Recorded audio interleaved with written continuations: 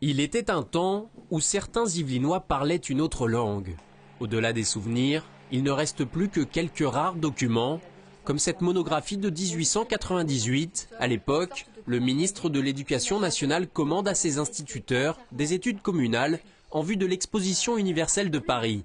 Entre la partie géographique et historique, M. Bellhomme, maître d'école à Follinville, petit village yvelinois de 776 âmes, semble étonné par le patois mantois. Apparemment, les habitants déforment en fait beaucoup de mots. Et là, il explique par exemple que la lettre A est prononcée avec le son de la lettre O.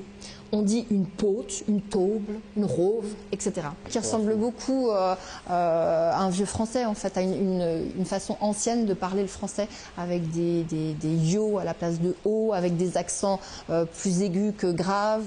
Au milieu du 19e siècle, la ville de Mantes-la-Jolie compte environ 3500 habitants. Le chemin de fer ne traverse pas encore la commune, mais le parler populaire y est bien installé. Au grand désarroi du sous-préfet Armand Cassan, qui rédige un ouvrage consacré à la ville en 1833. Il porte un jugement assez sévère sur ces particularités locales qu'il décrit comme autant de vices, c'est des expressions assez fortes qu'il emploie, d'expressions corrompues, encore des termes assez forts. Il va même jusqu'à parler de barbarisme et de l'ignorance.